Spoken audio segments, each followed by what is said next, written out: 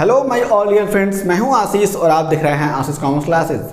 मेरे अपने साथियों, हम लोग अपने वीडियोस में बात कर रहे थे अकाउंटिंग की, और अकाउंटिंग में हम लोग समझ रहे थे कि बेसिक अकाउंटिंग टर्म्स कौन कौन से हो सकते हैं, जिसमें हम लोगों ने पहले भी बहुत सारे डेफिनेशन को समझा था और जाना था।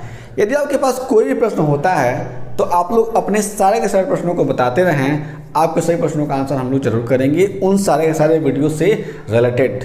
आगे हम लोग इस वीडियो में समझेंगे कि लायबिलिटीज़ क्या होती है और समझेंगे कि ट्रेड रिसीवेबल्स क्या होता है।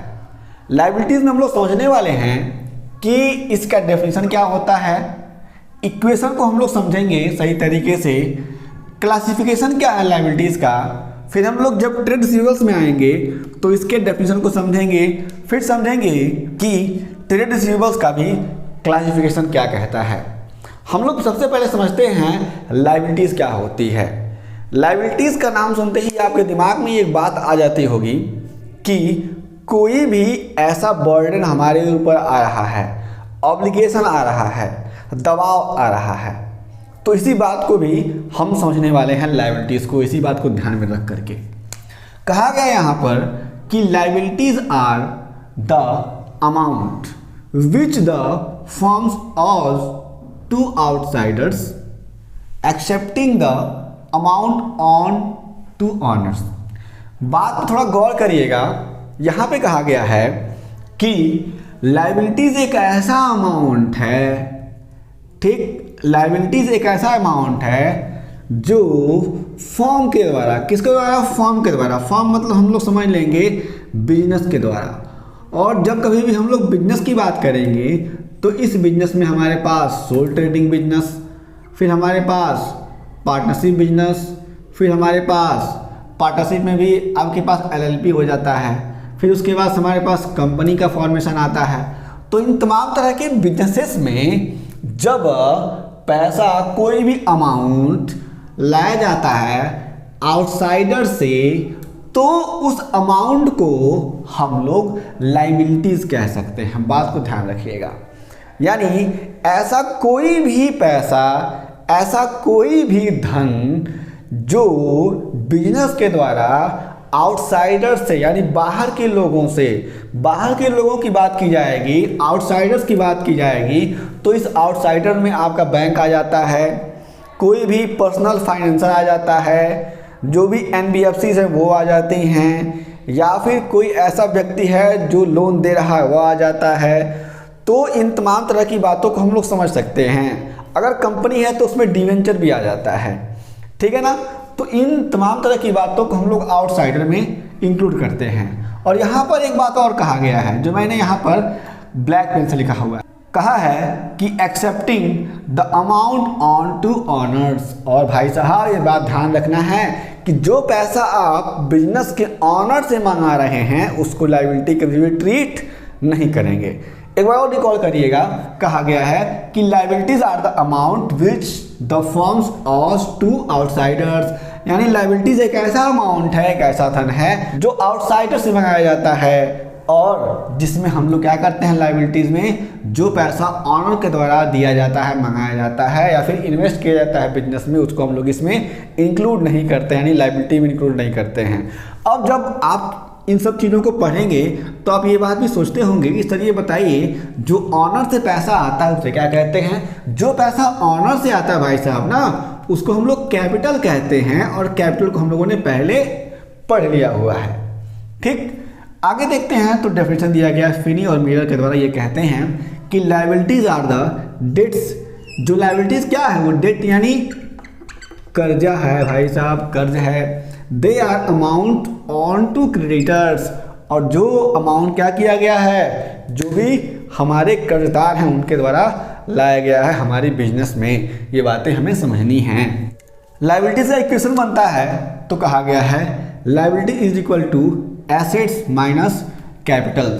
जब हमें लायबिलिटी की कैलकुलेशन करनी होती है तो हम लोग क्या करते हैं, एसेट में से कैपिटल को माइनस करते हैं तो हमें लायबिलिटी मिल जाती है। अब जब हम लोग इन सब चीज़ों को और बारीकी से समझेंगे, यानी अकाउंटिंग इक्वेशन को समझेंगे, तो हम लोग समझ पाएंगे कि क्यों हम लोग liabilities is equal to asset minus capital ही लिखते हैं, ये बात आप लोग ध्यान रखिएगा। जब मैं आप सभी को अकाउंटिंग इक्वेशन का चैप्टर पढ़ाऊंगा तो वहाँ पे मैं आप सभी को डिटेल में एक्सप्लेन कर दूंगा।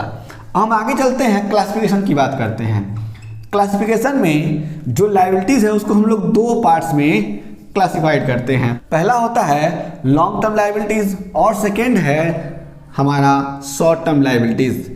लॉन्ग टर्म लाइबिलिटीज का मतलब होता है जो लाइबिलिटी बिजनेस ने लॉन्ग टर्म के लिए लिया हुआ है, ठीक है। यानी जो कर्जा हम लोग नॉर्मल टर्म्स में समझ सकते हैं, जो कर्जा बिजनेस ने लॉन्ग टर्म के लिए लिया हुआ है, ठीक है। ये बात आप लोग समझेंगे।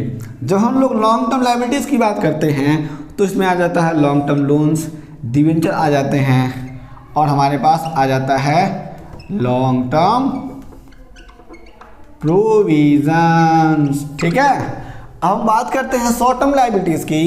तो शॉर्ट टर्म लाइबिलिटीज में हमारे पास बैंक ओवरड्राफ्ट आ जाता है, बैंक ओवरड्राफ्ट जिसे हम लोग कहते हैं। ट्रेड पेबल्स आ जाता है, ठीक है ना, जिसमें हमारे पास बिल्स पेबल आ जाता है, क्रेडिटर हमारे पास आ जाता है और हमारे पास शॉर्ट टर्म लोन्स आ जाता है, ठीक है ना। शॉर्ट टर्म लोन्स के साथ हमारे पास आ जाता है शॉर्ट टर्म प्रोविजंस, ओके। तो हमारे पास इस तरीके से लाइबिलिटीज का क्लासिफिकेशन होता है और लाइबिलिटीज में हम लोग इन तमाम चीज़ों की बात को समझते हैं। जब हम लोग बैलेंस शीट को समझेंगे ना तो हम लोग सही तरीके से जो भी यहाँ पर एलिमेंट्स हैं उनको हम लोग वन बाय वन समझते चलेंगे और आगे भी जो हम लोग अकाउंटिंग के बेसिक टर्म्स को पढ़ रहे हैं तो बेसिक टर्म्स में जो भी बातें हमारे उसमें आएंगी यानी टर्म्स में आएंगी उसको हम लोग समझते चलेंगे। आगे हम बात करते हैं ट्रेड रिसीवेबल्स की। इसमें कहा गया है कि trade receivables refers to the amount receivables on the account of sale of goods और services rendered by the company in the normal course of business। कहा जा रहा है ना कि नॉर्मल कोर्स ऑफ बिजनेस में यानी जो पर्टिकुलर बिजनेस कोई भी कंपनी कर रही है जो लगातार वो करती जा रही है। जैसे एग्जांपल समझिएगा कि कोई भी कंपनी है जो फलों का व्यापार करती है, फलों से जूस निकालती है, फल बेचती है और जूस बेचती है। तो जो यह फलों को बेचना और जूस को बेचना क्या हो जाएगा, उसका नॉर्मल कोर्स ऑफ बिजनेस हो जाएगा।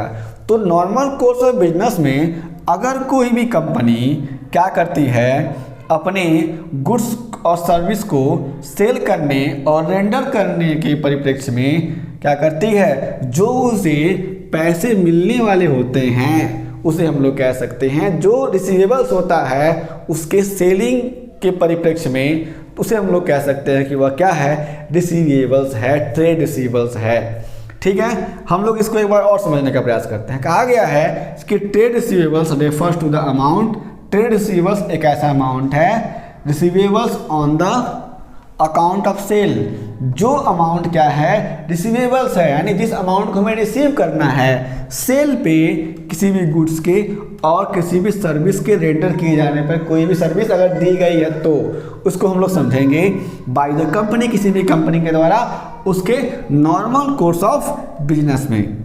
हम लोगों ने अभी समझा कि ट्रेड रिसीवेबल्स क्या होता है। जब हम लोग बात करेंगे ट्रेड रिसीवेबल्स की यहाँ पे क्लासिफिकेशन की तो हमें दो बातें समझ में आती हैं। पहला होता है डेटर्स।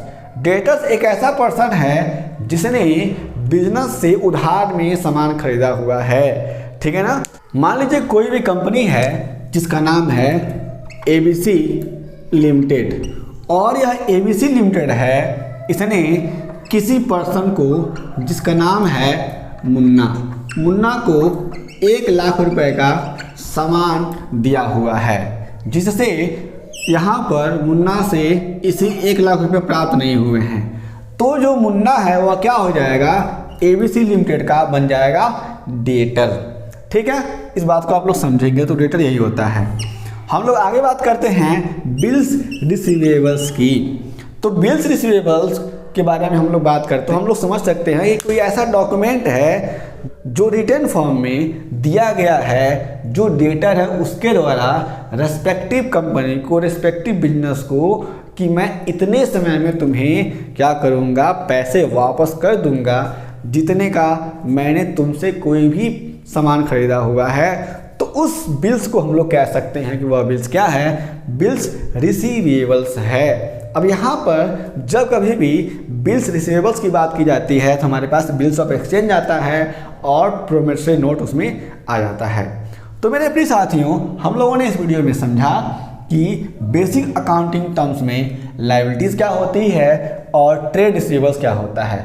लायबिलिटीज़ में हमने इसके डेफिनेशन को समझा और उसके साथ साथ इक्वेशन को समझा। फिर हम लोगों ने समझा कि लायबिलिटीज़ का क्लासिफिकेशन क्या होता है। फिर हम लोगों ने जब ट्रेड रिसीवेबल्स की बात करी तो हमने इसके डेफिनेशन को समझा, फिर हमने क्लासिफिकेशन को समझा। यहाँ पर बिल्स रिसीवेबल्स में हमने समझा कि बिल्स ऑफ एक्सचेंज और उसके साथ साथ हमारे पास प्रोमिसरी नोट आ जाता है इसके एग्जाम्पल में। यदि आपके पास कोई प्रश्न होता है तो निश्चय ही आप लोग अपने सारे के सारे प्रश्नों को हमें बताते चलें। आपके सही प्रश्नों का आंसर हम लोग जरूर करेंगे। हम लोग फिर से मिलेंगे एक नए वीडियो में, तब तक के लिए जय हिंद।